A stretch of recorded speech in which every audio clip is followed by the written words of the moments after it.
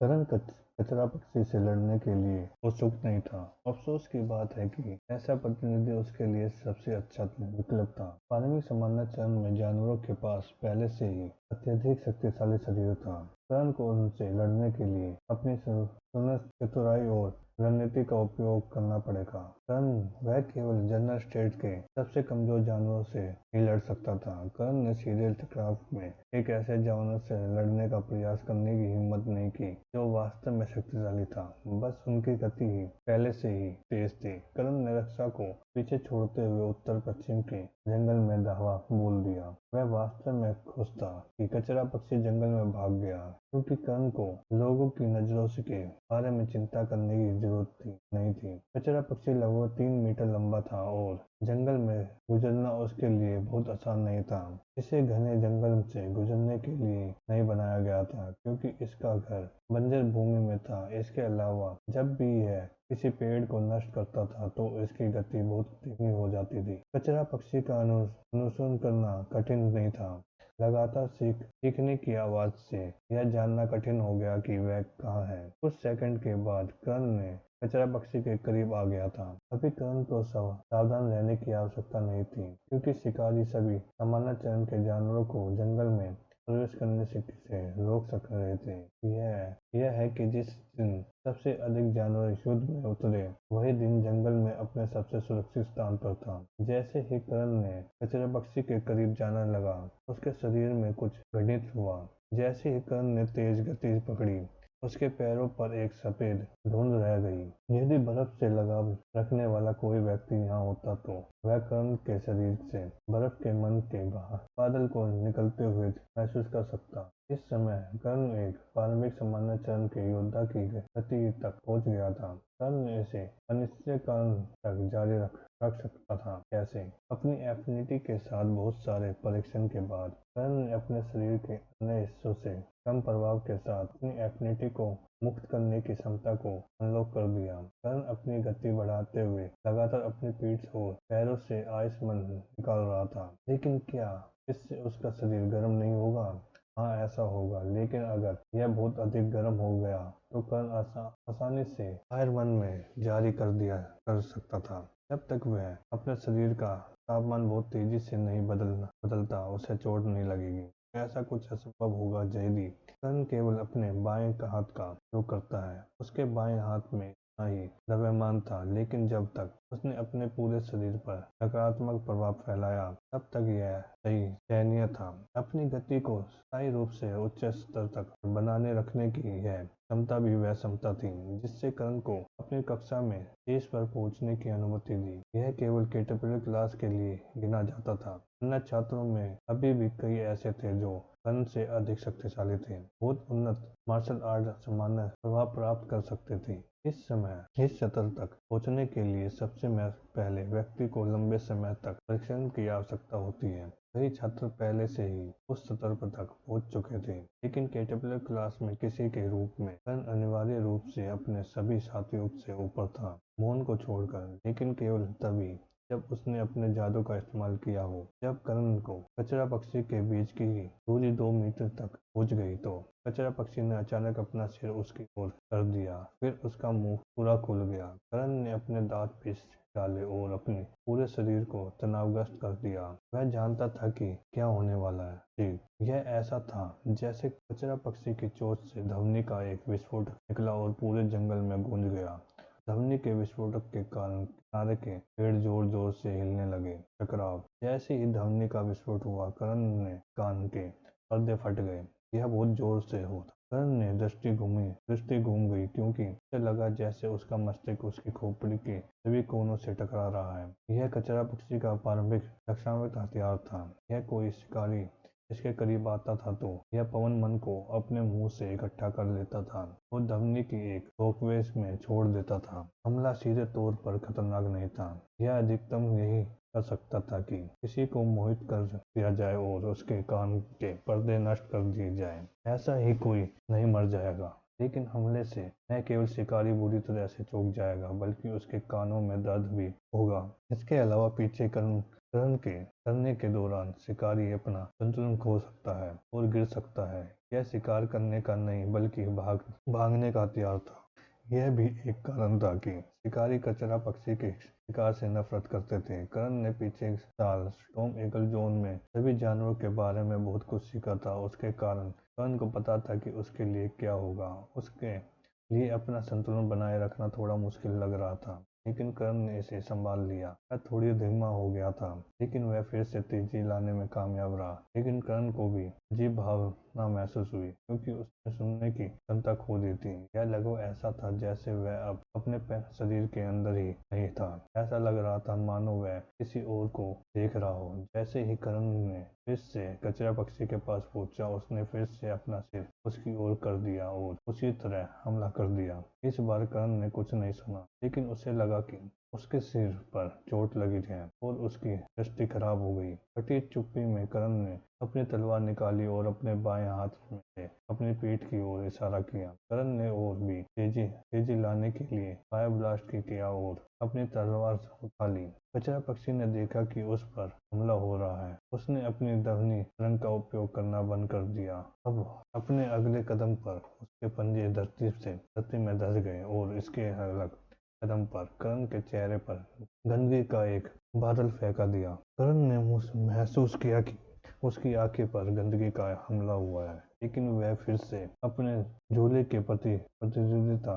उस पल में उसने मन से आखिरकार उसके कान के पर्दों की मरम्मत पूरी कर ली और करण फिर से सुन सकता था। सिंह करण ने मांस काटे जाने की आवाज सुनी। उसे अपनी तलवार से थोड़ा प्रतिरोध महसूस हुआ, लेकिन उसकी तलवार कचरा पक्षी के कई स्तर ऊपर थी, जिससे वह उसे आसानी से घायल कर सकती थी। कचरा पक्षी दर्द से करा उठा। इसके पिछले हिस्से के दाहिने हिस्से में भारी कट लग गए थे, जिससे अचानकता में कचरा पक्षी के ब्रेक स्पर्श को बदल दिया। टकराव कचरा पक्षी एक पेड़ से घुस गया और इस प्रक्रिया में से उसे पूरी तरह से नष्ट कर दिया, जिसने उसका संतुलन और भी खराब हो गया। कचरा पक्षी कई क्षतिपूर्ति कदम उठाकर अपना संतुलन प्राप्त करने का प्रयास कर रहा था। इस बीच गंदगी से छुटकारा पाने के लिए करण ने निश्चित तरीके से अपना दाहिना हाथ अपनी आंखों पर घुमाया। करण अपनी सफाई में इतना आक्रामक था कि उसकी आंखें पर चोट के निशान पड़ गए, लेकिन यह जरूरी था। करण का मन उसकी आंखों को ठीक कर सकता था, लेकिन गंदगी से छुटकारा नहीं दिला सकता था। कई सेकंड के लिए अपनी आंखों को साफ करने की तुलना में गंदगी से तेजी से छुटकारा पाने के लिए खुद को घायल करना बेहतर था। करण की आंखें पूरी तरह से ठीक होने में से पहले एक सेकंड के लिए उसकी दृष्टि बहुत धुंधली हो गई। टकराव करण का दाहिना पैर पेड़ के टूटे हुए तने से टकराया, जिससे कचरा पक्षी ने अभी अभी नष्ट किया था। करण का शरीर इतना शक्तिशाली था कि वह उसे घायल नहीं हुआ, लेकिन उसका संतुलन भी खराब हो गया। करण ने तुरंत अपना बायां हाथ जमीन की ओर किया और बर्फ का विस्फोट किया। टकराव करण को आगे की डाला गया, लेकिन उसका हाथ कई स्थानों पर फट गया। जैसे ही करण फिर से कचरा पक्षी के पास पहुंचा, उसने अपनी खुली हुई चोंच से अपना सिर फिर से करण की ओर कर लिया। करण ने क्रोध, घृणा और हताशा से अपने दांत पीस लिए और करण ने फिर से अपनी सुनने की शक्ति खो दी। बकवास करण ने फिर से बहुत तेजी से कचरा पक्षी के पास पहुंचा और एक और हमला किया। कचरा पक्षी ने करण के चेहरे पर मिट्टी का एक और ढेर फेंक दिया, जिससे वह इस बार एक पल के लिए अपनी आंखें बंद करने के रोकने में कामयाब रहा। करण को लगा कि उसकी तलवार कचरा पक्षी के फेरे के एक हिस्से पर लगी, लेकिन दुख की बात है कि वह इस बार सुनने की क्षमता खो देने के कारण अपने प्रतिनिधि के घायल होने की संतोषजनक आवाज नहीं सुन सका। कचरा पक्षी ने फिर से चिल्लाना बंद कर दिया, आगे कूद गया। उसके दाहिने पैर से खून बह रहा था। करण ने बाइक से उभरकर पीछे से कचरा पक्षी की ओर चोट लगाया। करण ने मन का उपयोग सब उसके बाएं हाथ को ठीक करने के लिए किया गया था, जिसका मतलब था कि उसकी सुनवाई कम से कम कई सेकंड तक नहीं होगी। कचरा पक्षी और करण एक छोटी सी जगह पर पहुंचे, जिससे बीच में 20 मीटर ऊंची और 10 मीटर चौड़ी चट्टान थी। घायल पैर के कारण कचरा पक्षी के कदम असहनीय हो गए थे। और उसकी गति बहुत धीमी हो गई थी। फिर जब उसने अपने सामने चट्टान देखी तो उसे एहसास हुआ कि भागने में काम नहीं चलेगा। यदि जब कुछ वैसा ही चलता था रहा तो जैसा कि अंतिम सेकंड तक था तो यह मर जाएगा। कचरा पक्षी अचानक चट्टान से सामने रुक गया। उसका सामना करण से हुआ और जो उस पर हमला कर रहा था इससे फिर से अपना मुंह खोला और अपनी दिव्य ध्वनि को सुरंग को फिर से जारी किया। सौभाग्य से कर्ण वर्तमान से में भरा था, लेकिन उसका दिमाग अभी भी ध्वनि तरंगों से कांप रहा था। कचरा पक्षी अपने बाएं पैर उठाया और उसे आगे की ओर वार किया। इसका प्रहार आश्चर्यजनक रूप से तेज था। कर्ण को अपना हमला रद्द करना पड़ा क्योंकि उसे नहीं पता था कि कचरा पक्षी का हमला इतना तेज होगा। उसने इसके बारे में पढ़ा था, लेकिन वास्तव में उसने कभी कोई लड़ाई नहीं की थी। उसने कचरा पक्षी के शरीर पर प्रहार करने के बजाय उसके पैर पर प्रहार करने का प्रयास किया, लेकिन पैर उतनी ही तेजी से पीछे हट गया और कर्ण का वार चूक गया। फिर कचरा पक्षी अपने घायल पैर का उपयोग करने के आगे कूद गया। कचरा पक्षी ने न केवल अपना पैर पीछे खींचकर एक निश्चित रूप बना लिया था, बल्कि एक और आक्रामक रुख कर लिया था। जैसे ही कचरा पक्षी ने आगे कूदा, अपने अपने बाएं पैर से एक और वार किया। कर्ण की तलवार फिलहाल नीचे झुकी हुई थी, जिसका मतलब था कि वह अब उपरोध नहीं कर पाएगी। यह सच होगा ही अगर यह 1 साल पहले का कर्ण होता तो। कर्ण ने बिना सोचे समझे एक कदम पीछे ले लिया, क्योंकि उसकी पूरी शक्ति उसकी तलवार पर केंद्रित थी और फिर वह अपनी पूरी शक्ति से उस पर की ओर ऊपर की ओर उछला। टकराव। जब कचरा पक्षी ने तलवार देखी तो उसने अपना पैर पीछे खींच लिया, लेकिन वह पर्याप्त तेज नहीं था। जैसे ही तलवार का पास हुआ, उसके पंजों के अगले हिस्से के उसके पैर से अलग हो गए। जब कचरा पक्षी ने यह देखा तो उसने एक सेकंड के लिए अपना रोना बंद कर दिया। फिर जैसे ही उसकी छाती चौड़ी हुई, वह वापस कूद गया। कर्ण को पता था कि आगे क्या होगा और उसने खुद को तैयार कर लिया। जब कचरा पक्षी ने फिर से अपनी चोंच खोली तो कर्ण को ऐसा लगा जैसे वह किसी दीवार के खिलाफ दौड़ रहा हो। कचरा पक्षी अपने अपने स्वास्थ्य पर विचार नहीं कर रहा था। यदि कचरा पक्षी को एक और कोने में बैठा दिया जाए तो वे अपने सभी पवन मन को इकट्ठा कर सकते हैं और भी अधिक शक्तिशाली चीख निकाल सकते हैं। इसके उसका भंडार पूरी तरह से खत्म हो जाएगा और इससे उसके गले भी घायल हो जाएगा। कर्ण ने दृष्टि घूम गई, लेकिन वह जानता था कि उसे केवल उसके अगले ही कुछ हमलों से बचना होगा। उसके बाद यह बुरी तरह से कमजोर हो जाएगा। उस समय वह लड़ाई जीत जाएगा, लेकिन कर्ण भी संभावित रूप से अगले हमले से बचने की स्थिति में नहीं था, जिसका मतलब था कि उसे फिर से अपने बाएं हाथ पर निर्भर रहना पड़ा। कर्ण अपनी नई क्षमता के साथ औसत उच्च गति प्राप्त कर सकता था, लेकिन जब गति में अचानक वृद्धि की बात आती है तो उसका बायां हाथ अभी भी सबसे अच्छी चीज था। कर्ण को एक तरफ फेंक दिया गया क्योंकि उसने एक फायर ब्लास्ट शुरू किया और भूमुश्किल कचरा पक्षी के पंजों से बच सका। कर्ण लगभग गिर गया क्योंकि उसका संतुलन हर जगह बिगड़ गया था, लेकिन फिर भी वह 2 पैरों पर खड़ा रहने में कामयाब रहा। जैसे ही उसने कचरे पक्षी की ओर देखा, कर्ण को उसकी खुली हुई चोंच से खून की पतली बूंद निकलती दिखाई दी। इसका गला पहले ही घायल हो चुका है, अब ज्यादा समय नहीं लगेगा।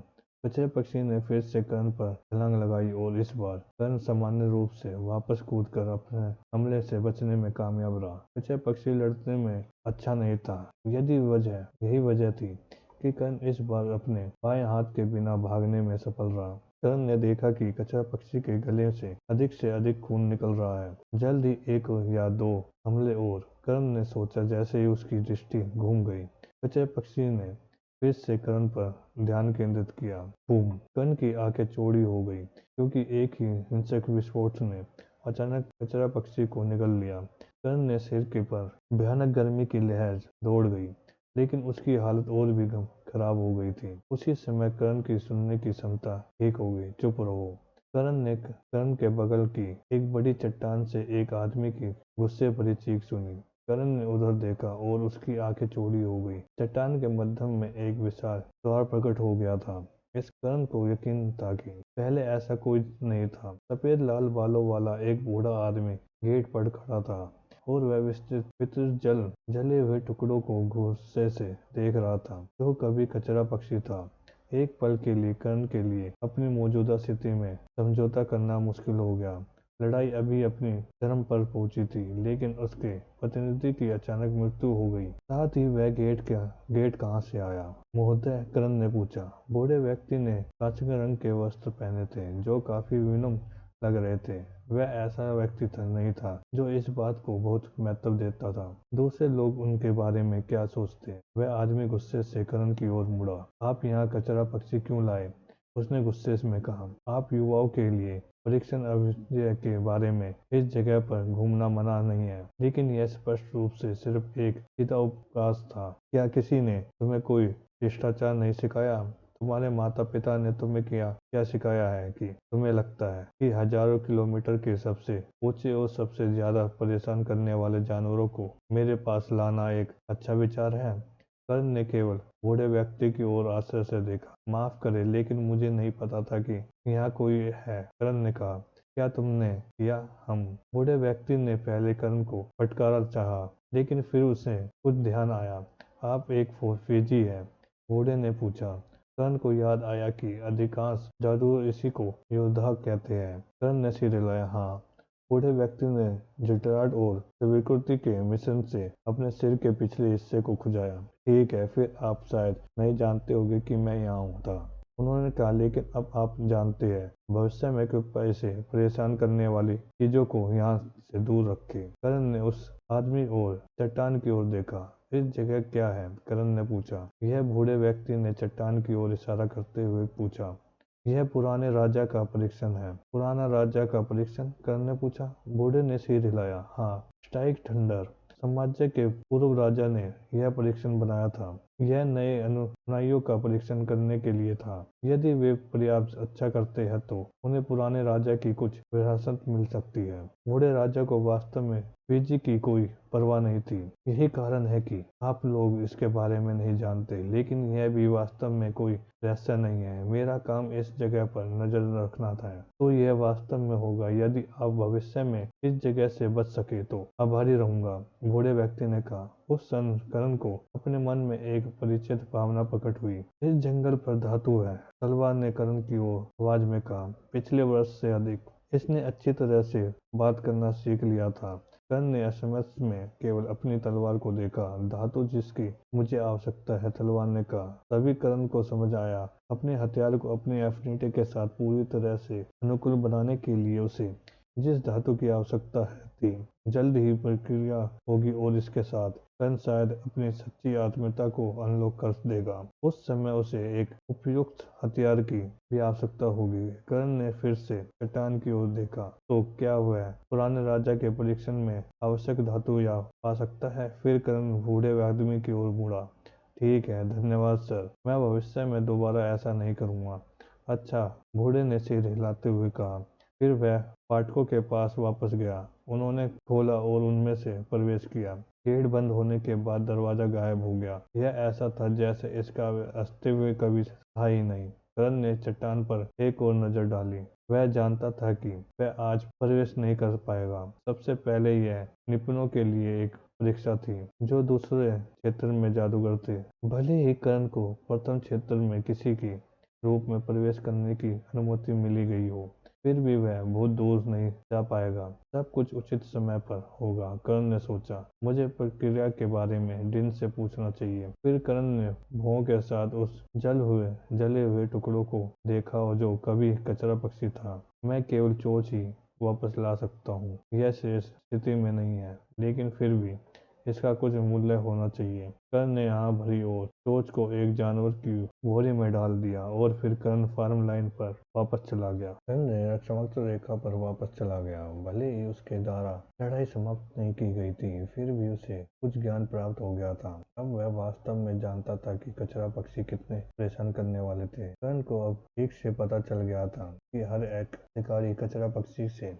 लड़ने में क्यों बचता था, क्योंकि कोई मूल्य नहीं था। उसका मुख्य ध्यान भागने पर था और उसके रक्षात्मक हथियार कष्टप्रद और दर्दनाक होने के चरम पर थे। यह ऐसा था जैसे प्रजाति विशेष रूप से मनुष्यों के लिए यथासंभव अरुचिकर होने के लिए विकसित हुई। यह बदसूरत, बेकार, कष्टप्रद, जोरदार और बेकार था। पृथ्वी पर यह सक्षम, सटीक और मूल्यवान का एक जानवर चूहा होगा। कचरा पक्षी अभी भी चूहे से कहीं अधिक ताकतवर था। मुझे केवल 2 और हमलों का विरोध करने की आवश्यकता होगी। मुझे अपने एक और विस्फोट से अगले हमले से बचने से सक्षम होना चाहिए। यह हमला हवा से में होता, लेकिन अगर वह मुझ पर पड़ता तो भी उसके पैर पहले ही काफी पूरी तरह से गायब हो चुके थे। अगर यह मुझ पर लग भी जाता तो शायद मैं बच जाता। मुझे लगता है कि मेरे पास जीत का अच्छा मौका था। यह वास्तव में शक्तिशाली पानवीय जनरल स्टेट जानवर से लड़ने के करीब एक कदम है। कर्ण की भौहें सिकुड़ गई, लेकिन अभी इतना ही है जिसमें मैं सुधार कर सकता हूँ। मैं पहले ही अधिकतम संभव गति का तक पहुँच चुका था। मेरा शरीर भी अपनी चरम सीमा पर पहुँच चुका है। मेरे दायरे में आगे बढ़े बिना या प्रक्रिया से गुजरे बिना मेरी शक्ति बढ़ाने के लिए 2 तरीके हैं। पहला, मेरे लक्ष्य के संबंध में विशिष्ट ज्ञान और अनुभव। मैं आमतौर पर जानवरों से लड़ने में भी पहले से ही बहुत अनुभवी हूँ, लेकिन मेरे पास ही हर एक जानवर के लिए लड़ने की कोई विशेष रणनीति नहीं है जिससे मैं लड़ सकूं। आज मैंने कचरा पक्षी के बारे में बहुत कुछ सीखा और अगली बार यह और भी आसान हो जाएगा। उस समय मैंने इसे निपटने के लिए विशेष तकनीक तैयार कर ली थी। यह मेरी शक्ति बढ़ाने का एक तरीका है। दूसरा तरीका मेरी एफिनिटी पर काम करना है। मैं गति और लचीलेपन के लिए अपने एफिनिटी का उपयोग कर सकता हूँ, लेकिन मेरे पास इसे सीधे हथियार में बदलने का कोई अच्छा तरीका नहीं है। कर्ण ने अपनी बाईं भुजा की ओर देखा। मैं पिछले कुछ समय से अपनी एफिनिटी पर परीक्षण ले रहा हूँ और मैं महसूस कर सकता हूँ मैं इस पर ध्यान केंद्रित करने में सक्षम होने के करीब पहुंच रहा हूँ। अगर मैं इसे हासिल करने में कामयाब हो जाऊँ तो मैं अपनी आक्रामक शक्ति को काफी बढ़ा सकता हूँ, लेकिन अगर मैं इसे आक्रामक रूप से भी उपयोग करता हूँ तो मेरी एफिनिटी की कीमत के बाद मेरे लिए अपनी गति बढ़ाना कठिन हो जाएगा। मेरी एफिनिटी के साथ हमले का उपयोग केवल अंतिम प्रहार के रूप में किया जा सकता है। यदि प्रतिनिधि इससे बचने में कामयाब हो जाता है तो मैं मुश्किल से मैं पड़ जाऊंगा, क्योंकि मैं काफी समय तक अपनी गति नहीं बढ़ा सकता। इसके बारे में बस मेरी एफिनिटी में परीक्षण करना एक जादूगर का एक काम है, इसलिए अपनी शक्ति को और अधिक बढ़ाने के लिए मुझे खुद को जादू सीखना होगा। मैं समझ सकता हूँ क्यों इतने सारे योद्धा का रास्ता छोड़ देते हैं और जादू सीखते हैं। यहाँ तक कि मैं देख सकता हूँ मेरी आत्मीयता का उचित नियंत्रण मेरी कितनी मदद कर सकता। आखिरकार कर्ण फिर से रक्षात्मक रेखा पर पहुंच गया। हर कोई अभी भी जानवरों की भीड़ से लड़ रहा था। अब तक पिक और लेट जनरल स्टेट के जानवर शामिल हो गए और अधिकांश टीमें लड़ाई में निकली हुई थी। किनारे पर मौजूद टीमों या तो अपनी लड़ाई पर ही खत्म कर चुकी थी या अपनी पहली लड़ाई का इंतजार कर रही थी। जैसे ही कर्ण वापस लौटा, एक विशेष शिकारी मुस्कुराया। लड़के, हमने यहाँ से कचरा पक्षी के बारे में सुना, तो यह कैसा था? आपका पहला कचरा पक्षी कैसा था? शिकारी ने पूछा। कष्टप्रद, कर्ण ने बड़बड़ाया। शिकारी जोर से हंसने से। वही मैंने सोचा, शिकारी हंसते हुए चिल्लाया। वैसे भी आपको पता होना चाहिए कि कचरा पक्षी का मल शक्ति बढ़ सकता है। बहुत से लोग इसके बारे में नहीं जानते हैं, लेकिन जो लोग जानते हैं वे इसके थोड़े से मन के लिए बहुत अधिक भुगतान करेंगे। कर्ण ने आश्चर्यचकित होकर शिकारी की ओर देखा। शिकारी केवल मुस्कुराया। तुम्हें जाकर कुछ लेना चाहिए, तुम बहुत सारा सोना कमाओगे। कर्ण ने केवल शिकारी की ओर देखा। क्या यह एक और पैरमार चीज है? उसने पूछा। शिकारी मोनू ने अपने हंसी को काबू में रखने की कोशिश की। नहीं, उन्होंने बड़ी मुश्किल से हंसी रोक कर कहा। कर्ण ने केवल मोनू को देखा। मोनू के बगल में एक शिकारी जोर से हंसते हुए चिल्लाया। मोनू, ऐसा लगता है जैसे वह अब तुम्हारी गंदगी में नहीं फंसेगा। दल के अन्य शिकारियों भी जोर जोर से हंसने लगे। वैसे भी तुम सचमुच प्रतिभाशाली हो, दूसरे शिकारी ने कहा। आपका नाम करण है ना? ठीक है। क्या आप हमारी टीम में शामिल होना चाहते हैं? ओह, करण ने अन्य शिकारियों की ओर देखा और पाया कि उनमें से किसी को भी इसके बारे में कोई शिकायत नहीं। किसी को यह जानना होगा कि यह पानविक सामान्य चरण के शिकारियों से भरी टीम थी। उन्होंने विशेष रूप से पानविक सामान्य चरण के जानवरों का शिकार किया।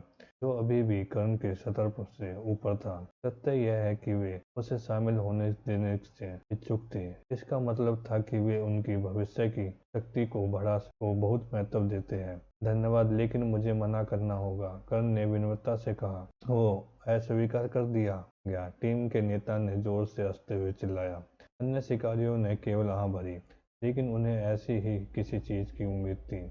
उन्होंने पहले ही करण से नहीं पूछा था, लेकिन करण ऐसा में व्यक्ति लग रहा था जिसे कंपनी में रहने में कोई दिलचस्पी नहीं थी। क्योंकि तुम्हें सचमुच लगता है कि यह एक अच्छा विचार है, करण? मोनू ने बगल से पूछा। करण ने मोनू की ओर देखा। मोनू ने कहा, आप जानते हैं, यह पहले ही से ही आश्चर्यजनक है। आप एक कमजोरी फार्मिक जनरल स्टेट जानवर को अपने दम पर मार सकते हैं, लेकिन यह हमेशा के लिए काम नहीं करेगा। आपको पता होना चाहिए कि उसके शरीर हमारे शरीर से अधिक शक्तिशाली हो जाते हैं। हर कोई उतना ही मजबूत होता जाता है यदि आपकी ताकत मौजूदा गति से बढ़ती रहती है। तो आप प्रारंभिक सामान्यचरण में रहते हुए भी एक मध्यम सामान्यचरण के जानवर को मारने में सक्षम हो सकते हैं, लेकिन जैसे ही आप एक अंतिम सामान्यचरण के जानवर से लड़ते हैं, आपको अंतिम चरण में रहना होगा। सामान्यचरण भी और भी जब आप कमांडर स्टेट पर पहुंचते हैं तो आपके पहले से ही पूरी दुनिया में सबसे मजबूत शिकारियों में से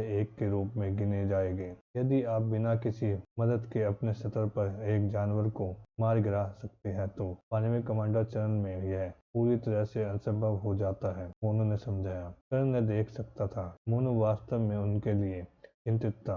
जब से मोनू ने करण के साथ वह मजाक किया था, उससे करण को कई बार सलाह दी थी। ऐसा लगता था जैसे वह करण से उस मजाक का बदला चुकाने की कोशिश कर रहा था जो उसने उसके साथ किया था। मोनू ने कड़वी मुस्कान के साथ कहा, हम शारीरिक योद्धा हैं, हम भौतिक योद्धा हैं।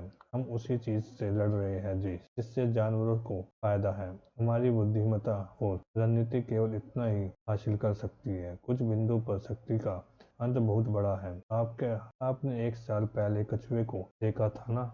मोनू ने पूछा। करण ने सिर हिलाया। हाँ, मोनू ने हाँ भरते हुए कहा। कमांडर अपने स्तर को गुप्त नहीं रखता है। वह पर्वतीय कछुए की तरह प्रारंभिक सच्चे चरण पर है। आपने लड़ाई अपनी आंखों से देखी है। करण ने फिर से सिर हिलाया।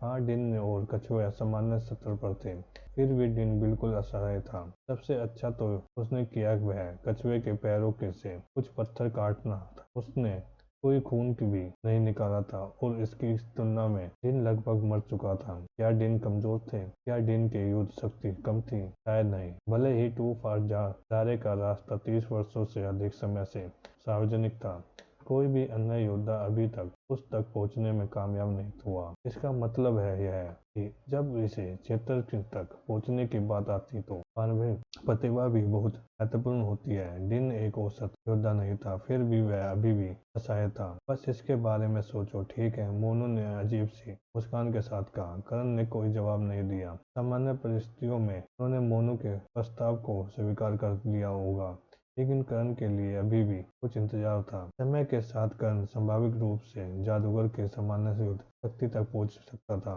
ओए मोनू, टीम का नेता चिल्लाया। फर्ज का बुलावा। मोनू तेजी से घूमा और ने देखा कि एक जानवर उसकी ओर दौड़ रहा है। मोनू ने आगे बढ़ने से पहले कहा, बाद में बात करूंगा। बाद में, करण ने कहा। जल्द ही मोनू की टीम के एक लड़ाई में उछल गई, जिससे करण ने देखा। दूसरा को लड़ते हुए देखकर करण ने अभी भी बहुत कुछ सीख सकता था। चीख। और फिर करण ने एक जानवर को मोनू की टीम के पास से गुजरते हुए देखा। जब करण ने जानवर को देखा तो उसका चेहरा फिर से उदासी से में बदल गया। यह एक और बकवास पक्षी था।